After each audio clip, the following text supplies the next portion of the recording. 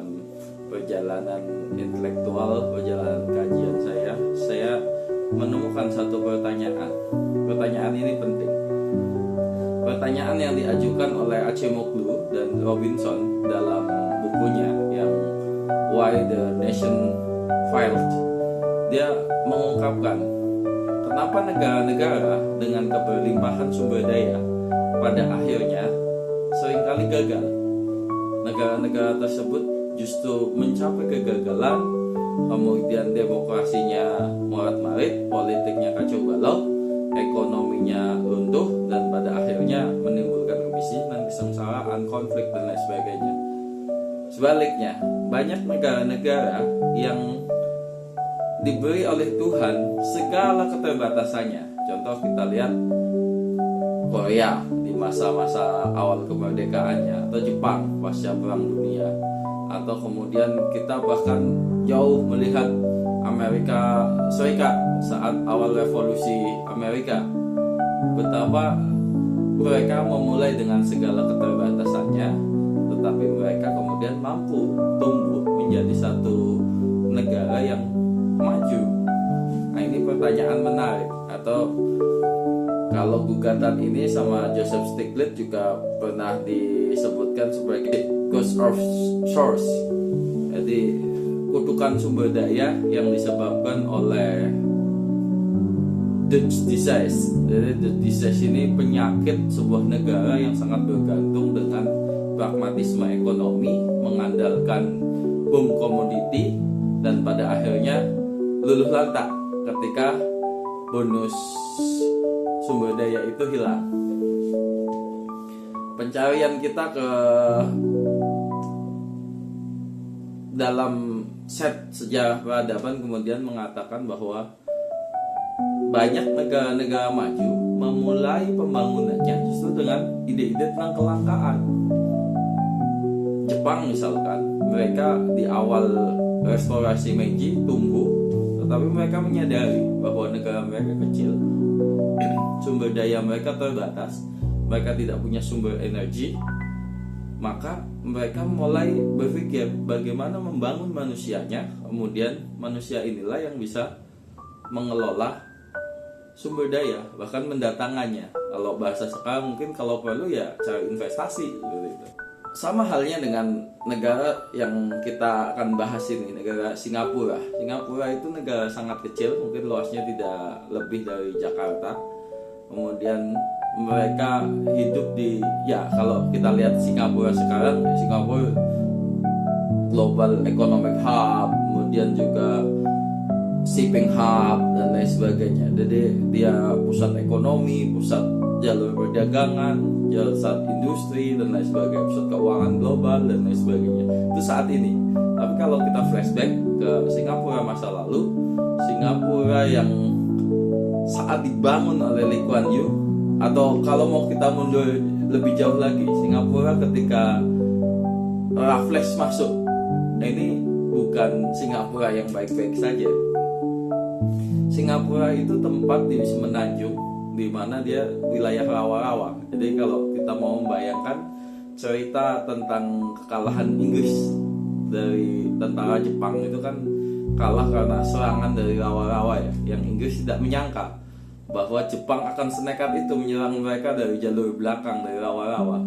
Padahal mereka saja males di daerah situ, jangankan untuk bertahan, jangankan untuk menyerang, untuk bertahan aja males karena mereka rawa yang penuh bahaya, susah dijangkau. Nah itulah kenyataan Singapura pada masa itu. Pada masa era Kesultanan Malaya dulu, Singapura sering jadi tempat pembuangan untuk orang-orang yang mungkin melakukan pelanggaran atau tidak disukai oleh Kesultanan, kemudian dibuang ke sana. Atau pada masa berikutnya ketika Raffles datang, Singapura ternyata menjadi arena di mana para penyamun, para perompak, para penjual madat dan lain sebagainya itu berkumpul. Karena Singapura menjadi tempat strategis di tengah Kesultanan Malaya, juga di sana ada Malaysia Malaysia atau Kalimantan Utara ya, yang punya kerajaan Sambas yang kaya akan sumber daya. kemudian mereka juga sumber jalur perdagangan ke Eropa dan Asia, terutama untuk rempah dan jalur gula, komoditas-komoditas ekonomi wilayah tinggi lainnya. Maka Singapura masa itu bukan merupakan satu tempat yang ideal untuk bahkan tinggal, itu tempat pembuangan, tempat terkecil. Tetapi Raffles melihat ada satu potensi besar dari wilayah bernama Singapura ini. Raffles bahkan mau menukar wilayah Bengkulu kalau tidak salah yang dikuasai Inggris dengan wilayah Singapura. Pertukaran yang mungkin sama konyolnya ketika satu kepulauan di Maluku kemudian ditukar dengan New Amsterdam yang sekarang jadi New York. Tapi jangan dilihat harga sekarang, kita melihat pada masa itu ketika situasinya memang jauh berbeda. Nah, artinya Singapura ini sangat berharga bagi Raffles, dan Raffles bahkan ketika tinggal di sana dalam biografinya dikatakan bolak-balik kena malaria dan lain sebagainya. Jadi Raffles melihat bahwa Singapura ini potensial, tetapi kondisinya tidak baik-baik saja. Jadi hanya orang-orang yang nekat, yang berani, yang akan mengubahnya. Maka sejarah kemudian menempatkan Raffles dan penggantinya John Crawford sebagai pendiri Singapura modern waktu itu. Jadi kolonialisme berawal dari seorang Raffles dan Crawford yang punya dedikasi tinggi untuk kemudian menjadikan Singapura sebagai basis perdagangan. Karena dengan menempati Singapura, otomatis Inggris, EIC, berhasil memotong Kompas Jakarta yang waktu itu dikuasai oleh Belanda, Batavia. Perdagangan lebih strategis, lebih menjangkau ke kawasan Asia Timur dan ASEAN terutama, dan mereka bisa mengakses langsung pintu perdagangan ke Eropa, Asia Barat, India dan lain sebagainya. Dan ini menghubungkan daerah jajahan Inggris di India dengan daerah-daerah jajahan baru yang sedang mereka eksplorasi di Asia Timur. Perjalanannya Singapura kemudian menjadi satu kota perdagangan yang sangat menarik, yang pada akhirnya menjadi perebutan. Maka waktu kolonialisme Jepang berkuasa, Singapura menjadi sasaran untuk dihajar, menjadi pusat perdagangan yang diambil alih Jepang dan seterusnya. Dan perjalanan menarik adalah ketika melihat masa Singapura merdeka sekitar tahun 50-an awal ya. Kita tahu salah satu tokoh inspiratif, tokoh besar yang membangun Singapura modern hari ini adalah Prime Minister Lee Kuan Yew. Jadi dia Perdana Menteri pertama yang kemudian memimpin jalannya Singapura merdeka. Kisah awal kemerdekaan Singapura pun bukan hal yang mudah, karena pertama, kemerdekaan Singapura awalnya tidak diinginkan oleh pemerintah kolonial Inggris pasca kemerdekaan, karena mereka tetap menganggap Singapura sebagai hub yang bisa menjadi pelabuhan strategis mereka di timur jauh ya. Tetapi kemudian gerakan perlawanan di masyarakat Singapura sendiri yang pada masa pemerintahan Inggris sudah terdidik, ini mengikuti gerakan nasionalisme yang dilakukan Gandhi di India dan mungkin Nasser di Mesir dan lain sebagainya. Muncul juga gerakan perlawanan di Singapura yang kemudian mendorong lahirnya kemerdekaan. Salah satu penggeraknya sebenarnya adalah para aktivis dari Serikat Buruh, dari Partai Buruh Inggris yang mereka bersemayam. Tetapi ketika Partai Buruh Inggris ini menolak terhadap gagasan Singapura merdeka, maka muncullah PAP, partainya Lee Kuan Yew, Partai People Action Party, ya, Partai Aksi Rakyat, yang kemudian menjadi salah satu kekuatan politik utama perintis kemerdekaan Singapura. Pada perjalanannya Singapura tidak mudah-mudah saja juga. Mereka akhirnya di tengah arus perang dingin ketika komunisme dan terutama Soviet dan Cina sedang bergemuruh, kemudian kolonialisme sedang lemah-lemahnya ya, terutama pasca Porat Marit Perang Dunia Kedua, kemudian Amerika juga belum mampu untuk menguasai seluruh ekosistem global ini. Jadi komunisme internasional sangat kuat di Asia Tenggara, terutama di Asia, dan didukung oleh Cina dan Vietnam dan lain sebagainya. Bahkan di Korea sempat kalah menang gitu kan, akhirnya sampai Korea terpecah dua. Di Cina Mao Zedong dan Zhou Enlai berhasil memenangkan perang melawan Taiwan, melawan Cina nasionalis, dan kemudian di Vietnam perang komunisme masih bergemuruh. Begitu juga Myanmar, Kamboja dan lain sebagainya. Fenomena ini yang kemudian mendorong negara-negara Malaya, terutama di Melayu itu kemudian ingin bersatu, memperkokoh kesatuan masa lalu di masa mereka di bawah kerajaan Inggris. Jadi antara Malaysia dan Singapura akhirnya sepakat untuk membentuk Melayu Bersatu. Mereka membentuk negara persatuan. Tapi pada prakteknya tidak mudah juga bagi Singapura untuk bisa bertahan dalam ekosistem persatuan Melayu. Kenapa? Meskipun secara historis mereka sama-sama bangsa Melayu, tinggal di kawasan Melayu, tetapi Singapura punya sejarah berbeda. Singapura ini republikan, menganut asas republik yang terdiri atas multi etnis. Sama dengan Melayu, meskipun multi etnis, ada India, ada Cina, ada Melayu, tetapi di Malaysia sendiri mereka tumbuh dari semangat kerajaan Malaya masa lalu yang dibangkitkan kembali di pasca kolonialisme, sehingga mereka memiliki bentuk pemerintahan yang lebih mengarah pada Kesultanan Melayu. Ini yang kemudian menimbulkan friksi karena perbedaan orientasi politik, perbedaan cara pandang dan lain sebagainya. Pada akhirnya Singapura dikeluarkan dari Federasi Melayu. Apa yang dilakukan Lee Kuan Yew masa itu satu hal yang mungkin sangat inspiratif, karena tidak ada jalan lain. Singapura mampu merdeka, mampu berdaulat, mampu bertahan sebagai bangsa tanpa melibatkan warganya.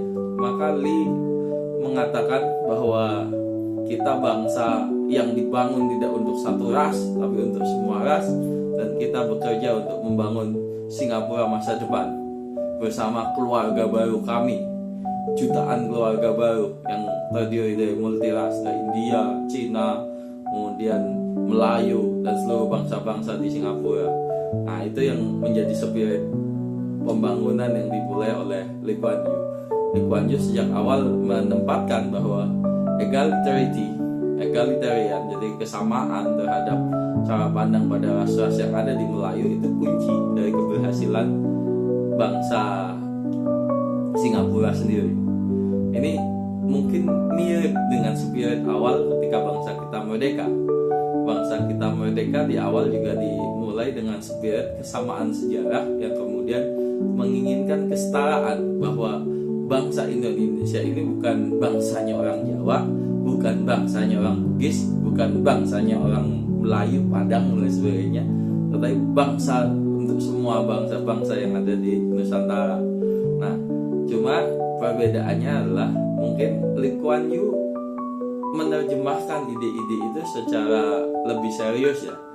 Ada dua hal yang menurut saya menjadi kunci keberhasilan Singapura yang dibangun oleh Lee Kuan Yew. Yang pertama adalah tentang meritokrasi. Jadi Lee Kuan Yew tidak pernah mentolerir adanya penggunaan misalkan rezim perkoncoan dan lain sebagainya, karena dia dituntut untuk kemudian menyatukan bangsa-bangsa yang ras berbeda di kota kecil yang satu sama lain saling mengenal. Maka cara paling ideal adalah membangun kekuatan politik bersama dari orang-orang yang sejatinya sudah mereka kenal reputasinya. Maka meritokrasi inilah kunci awal dari kebangkitan Singapura. Meritokrasi ini tentu akan melahirkan kesenjangan pastinya, karena orang-orang yang terdidik di masa lalu memiliki kesempatan berkuasa lebih dahulu, memiliki kemampuan untuk mengelola sumber daya negara lebih dulu. Tetapi Lee Kuan Yew kemudian menerapkan hal penting dalam pembangunan Singapura merdeka, yaitu memberikan akses kesempatan yang sama bagi semua warga negaranya. Dan itu dilakukan melalui akses pendidikan, akses layanan kesehatan, yang mengharapkan bahwa setiap warga yang lahir di Singapura dapat memiliki kesempatan yang sama untuk tumbuh menjadi manusia baru yang mampu membawa Singapura lebih maju di masa depan. Ini dua hal. Selain meritokrasi, ada equality yang ditawarkan oleh Lee Kuan Yew. Lalu muncul satu diskusi tentang apa sih sebenarnya yang menjadikan Singapura menjadi negara maju sampai saat ini. Tentunya kita melihat bahwa Singapura tidak punya sumber daya, Singapura tidak punya luas wilayah, Singapura tidak punya banyak orang, tetapi mereka memulainya dari satu visi besar dan cita-cita yang besar, kemudian dibangun di atas meritokrasi dan equality. Di satu sisi mereka kemudian mengelola sumber daya terbaik untuk bisa membawa Singapura maju. Di satu sisi mereka mendidik semua orang menjadi lebih baik. Secara politik, Singapura bukan negara demokrasi. Di sana ada beberapa partai politik, tetapi PAP, People Action Party, sebagai partai penguasa cukup dominan atau bisa dibilang sebagai ruling party. Lee Kuan Yew dan keluarganya menikmati privilege yang luar biasa besar di Singapura. Misalkan kita lihat dua anak Lee Kuan Yew, dua-duanya Brigadier Jenderal di Tentara Nasional Singapura. Kemudian keduanya juga menikmati privilege besar ketika masuk partai politik. Tetapi pertanyaannya, apakah Lee Kuan Yew kemudian mempromosikan keluarganya untuk duduk di kekuasaan? Tidak. Lee Kuan Yew memulai semua proses itu untuk bahkan untuk anggota keluarganya melalui pendidikan. Anak-anak Lee Kuan Yew disekolahkan di Cambridge, di Harvard. Maka dengan privilege itu, mereka akan menjadi manusia terdidik, unggul secara kapasitas intelektual, memiliki networking yang sangat bagus, dan pada akhirnya orang akan mengakui reputasi dan kinerja dari keluarga Lee sebagai keluarga terhormat yang pantas untuk menduduki posisi-posisi strategis di Singapura. Ini kalau kita kembali kepada diskusi tentang demokrasi, ada istilah yang diangkat oleh Farid Zakaria sebagai illiberal democratic. Illiberal democratic membayangkan bahwa demokrasi liberal adalah satu sistem yang memungkinkan meritokrasi terjadi, yang memungkinkan demokrasi itu berjalan meskipun tidak menggunakan demokrasi prosedural seperti yang dilakukan di Barat, misalkan one man one vote, kemudian multi party, kemudian pemilu yang bebas dan lain sebagainya. Itu tidak. Tetapi demokrasi ini menjamin satu ekosistem politik yang memungkinkan untuk terjadinya pergantian kekuasaan secara proper dan juga memungkinkan proses-proses negara demokrasi tumbuh secara dewasa. Artinya ada pers tetap, kemudian ada civil society yang tumbuh dan lain sebagainya. Bahkan di awal pendirian Singapura, Lee juga sangat sebagai aktivis partai buruh, dan dia juga pernah menjadi sekjen di Serikat Buruh Pelabuhan kalau tidak salah. Maka Lee sangat serius menjadikan Serikat Buruh ini sebagai salah satu pilar kekuatan untuk membangun politik dan demokrasi di Singapura. Dia persatukan banyak konfederasi buruh menjadi satu, menjadi National Trade Union, NTUC, National Trade Union of Singapore. Dia menjadi serikat buruh tunggal yang hidup saat itu, kemudian menjadi alat kekuatan untuk mendidik kelompok buruh, memberikan akses dekomodifikasi kepada layanan publik termasuk perumahan, kesehatan, pendidikan, transportasi, dan lain sebagainya. Di satu sisi juga memastikan bahwa kapitalisme yang kemudian dibangun untuk membangun Singapura bisa dijinakan untuk melayani warganya secara sosial demokratik. Ini kan ide-ide Skandinavian ya, ide-ide sosial demokrasi di Eropa Utara yang kemudian diterjemahkan oleh Lee dalam gagasan demokrasinya di Asia Tenggara. Perjalanan Singapura pada akhirnya juga tumbuh menjadi negara yang dominan, negara yang dipercaya kuat. Ini juga karena salah satunya blessing ya. Ketika Singapura sedang tumbuh di tahun 60 akhir, kemudian masuk tahun 70, dilala tetangga sebelahnya sedang berganti rezim. Yang sebelumnya di bawah Presiden Soekarno, Indonesia yang sangat anti dan konfrontasi dengan Singapura, kemudian berganti di bawah rezim militer Soeharto yang sangat proaktif terhadap modal. Maka ruang interaksi antara Singapura dan Indonesia secara ekonomi menjadi luar biasa. Singapura menjadi capital hub di mana kapitalisme Indonesia era awal dibentuk. Kalau kita baca di bukunya Robinson misalkan, The Rise of Capitalism in Suharto Order, misalkan rezim Soeharto, kita akan melihat bagaimana hubungan militer, kemudian hubungan modal dan pembangunan kapitalisme di Indonesia. Itu juga kalau kita baca bukunya Lim Sholuk, Pilar Bisnis Soeharto, yang di sana bercerita bagaimana biografi seorang pendiri Salim Group untuk membesarkan ekosistem bisnis keluarganya bersama pemerintahan Soeharto yang masa itu berkuasa. Nah, peran Singapura sebagai financial hub terbentuk dan akhirnya kita tahu Singapura hari ini menjadi kekuatan yang luar biasa. Nah, kembali ke perjalanan saya ke Singapura bersama keluarga, kami sengaja tidak fokus mengunjungi pada tempat wisata dan tempat hiburan, tapi yang kami kunjungi adalah pusat-pusat peradaban tentunya. Pertama, kami berkunjung ke kampus-kampusnya, kami ke National University of Singapore, kami juga berkunjung ke Nanyang Technological University (NTU), dan kami juga kemudian berkeliling ke galeri-galeri, kemudian museum, National Museum of Singapore.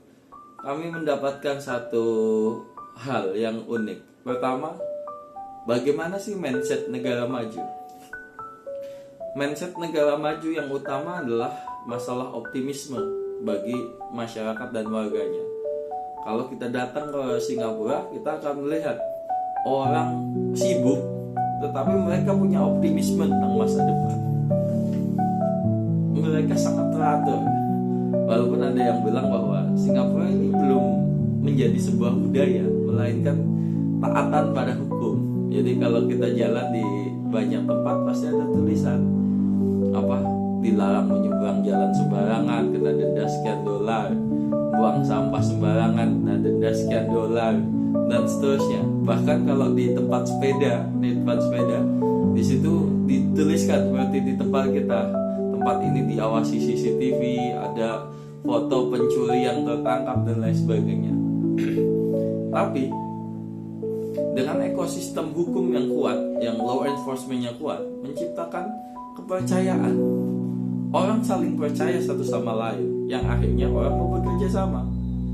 Pada dasarnya ketika kita bicara tentang investasi, tentang ekonomi, kita harus berlandaskan kesaling percayaan, atau kata Adam Smith, benevolence, kebaikan hati. Ketika kita tidak saling percaya, kita tidak mungkin untuk bekerja sama. Ketika kita curiga, kita akan hati-hati dalam berinvestasi. Tapi ketika kita hidup dalam ekosistem yang saling percaya, maka kita akan sangat mudah untuk tumbuh bersama, saling mempercayakan, dan kita akan bekerja sungguh-sungguh untuk mengembangkan diri bersama. Berbeda dengan masyarakat yang saling tidak percaya. Di satu sisi mereka bekerja untuk tumbuh, di sisi yang lain mereka berusaha untuk melindungi aset-asetnya, melindungi hasil-hasil kerjanya agar tidak diambil orang lain. Disinilah satu prinsip negara maju yang kemudian punya optimisme ini lahir dari kesadaran akan hukum, law enforcement. Kedua, Singapura maju karena mereka memiliki pertautan dua kunci penting dalam peradaban. Yang pertama adalah memiliki spirit masa lalu. Mereka sebagai bangsa-bangsa yang pergi dari tanah migran yang jauh, dari Tiongkok kemudian ke Asia Tenggara di semenanjung Singapura, atau kemudian orang-orang India yang oleh kolonialisme berangkat ke Singapura, atau orang-orang Melayu bahkan yang terbuang dari kenyamanan di tanah-tanah Melayunya, kemudian mereka harus membangun sikap hidup baru di Singapura. Nah, ini yang dijaga, tradisi dan kenangan masa lalu yang kemudian dipertemukan dengan cita-cita masa depan, kemajuan, kemakmuran, yang itu diintroduksi melalui pendidikan dan juga kesempatan. Pendidikan membangun mindset orang untuk kemudian mampu berkembang, mampu menyelesaikan masalah, mampu menciptakan hal-hal baru, inovasi. Di satu sisi, kesempatan dengan adanya aliran modal, dengan adanya ekonomi yang tumbuh, mereka mampu merealisasikan ide dan gagasannya menjadi satu kekuatan ekonomi produktif. Itu yang kemudian membantu Singapura. Bahkan sampai hari ini kalau kita kemudian jalan-jalan ke News, ke Nanyang, kita akan melihat ada misalkan jadi kedokteran Cina di Singapura, itu diajarkan. Bahkan ada fakultasnya, pengobatan Cina, Chinese medicine, itu masih ada di sana. Dan itu tetap diajarkan, dirangkul. Jadi pengetahuan di masa lalu yang bermanfaat, bahkan tentang pengobatan, tentang pengelolaan tanaman, pengelolaan lingkungan, botanical ya, kemudian mereka jaga dan rawat sampai hari ini. Di satu sisi mereka belajar tentang finance, belajar tentang teknologi, belajar artificial intelligence, belajar tentang teknologi terbarukan, energi terbarukan, belajar tentang teknologi maju. Itu memadukan antara masa lalu dan masa depan yang sedang mereka tuju. Bangsa yang tidak memiliki sejarah masa lalu relatif tidak punya kemampuan untuk pergi jauh ke masa depan. Nah, ini yang dimiliki oleh Singapura, sehingga Singapura hari ini menjadi satu hub. Dan kalau boleh saya bilang, apa cita-cita Singapura hari ini? Singapura hari ini ingin menjadi satu epicentrum pertumbuhan di tengah Asia Centric Development. Karena kita tahu hari-hari ini pertumbuhan ekonomi ada di mana? Satu di China, dua di India. Bahkan kalau dua kekuatan Asia ini dibersatukan, ditambah kekuatan Asia Tenggara, Asia Selatan lainnya, maka ini menjadi Centrum of Development, Centrum of Growth Economic di dunia. Yang ini akan menjadikan Asia Centric Development akan menjadi masa depan dunia. Dan Singapura menempati posisi itu, di mana koneksivitas dia dengan peradaban barat, dengan Amerika, dengan Eropa tetap kuat, tetapi mereka sangat menghayati bagaimana bangsa Asia akan tumbuh. Dan inilah spirit baru yang mungkin bisa kita bawa, bahwa ketika kita mau maju sebagai bangsa Indonesia, yang perlu kita kembalikan adalah bagaimana kita membangun manusianya untuk tumbuh bersama, untuk kemudian mampu. Manusia inilah yang mengelola sumber dayanya, manusia inilah yang menyelesaikan persoalan-persoalan real, dan manusia inilah yang bila diperlukan dia akan mencari sumber daya lain, investasi misalkan. Tapi ketika kita berorientasi pada pembangunan material, pada pembangunan investasinya dan lain sebagainya, maka seringkali manusia Indonesia lah yang tergagap dan terlindas oleh roda pembangunan. Dan ini yang perlu kita jawab untuk mencapai masa depan. Terima kasih.